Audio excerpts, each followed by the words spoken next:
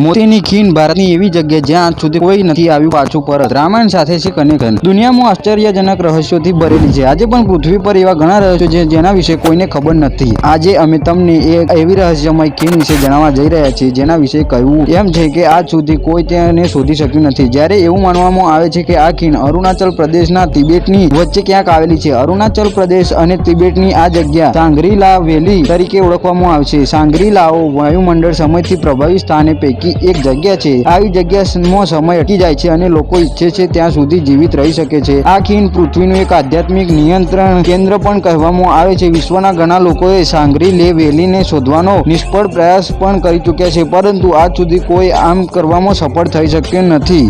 ત્યાં આ ખીણને પૃથ્વીને આધ્યાત્મિક નિયંત્રણ કહેવામાં આવે છે. આવી રીતે ઘણા લોકો સાંગ્રી લેવાનો અરુણ શર્માએ પોતાની પુસ્તક ધ મિસ્ટીરિયસ વેલી ઓફ તિબેટમાં સાંગારી-લે વેલીનો ઉલ્લેખ કર્યો છે. તેમના મતે યુચુંગ નામના લામોએ કહ્યું હતું કે સાંગારી-લા ખીણની પ્રદેશમાં પ્રભાવ ન જીવો છે. ત્યાં મન, જીવન અને વિચારની શક્તિ અમુક હદ સુધી વધી જાય છે. તેમણે કહ્યું કે જો કોઈ પદાર્થ અથવા વ્યક્તિ અજાણતા ત્યાં જાય તો તેઓ ક્યારેય દુનિયામાં પાછા આવી શકતા નથી. યુચુંગના મતે તેઓ પોતે પોતપોતાના આ રહસ્યમય ખીણમાં જઈ ચૂક્યા છે. તેઓ દાવો કરે છે કે ત્યાં ન તો સૂર્યપ્રકાશ છે કે નથી કોઈ ચંદ્ર. ચારે બાજુ એક રહસ્યમય પ્રકાશ ફેલાયો હતો. આ ખીણનો ઉલ્લેખ તિબેટની ભાષા પુસ્તકાળ વિજ્ઞાનમાં પણ જોવા મળે છે. આ પુસ્તક આજે પણ તિબેટમાં તવાંગ મઠના પુસ્તકાલયમાં રાખવામાં આવ્યું છે. આ ખીણને સિદ્ધાશ્રમ પણ કહેવામાં આવે છે, જેનો ઉલ્લેખ મહાભારતથી લઈને વાલ્મીકી રામાયણ અને વેદોમાં પણ કરવામાં આવ્યો છે. જેમ્સ હિલ્ટના નામના લેખકે પણ આ રહસ્યમય સ્થળ વિશે પોતાની પુસ્તક લોસ્ટ હેરિઝોનમાં લખ્યું છે કે જો કે તેમના મતે એક કાલ્પનિક સ્થળ છે. સાંગારી-લે વેલી વિશે જાણનારા ઘણા લોકો કાયમ માટે ગાયબ થઈ ગયા છે. એવું પણ કહેવામાં આવે છે કે ચીની સેનાએ આ ખીણને શોધવા માટે ખૂબ જ પ્રયાસ કર્યા હતા, પણ તે નિષ્ફળ ગયા હતા, પરંતુ તેઓ પણ પોતાના આ સ્થળ શોધવામાં તેઓ નિષ્ફળ નીવડ્યા હતા. મિત્રો, આ હતી એક એવી જગ્યા જ્યાં કોઈ જઈ તો શક્યું છે પરંતુ પાછું નથી આવી શક્યું.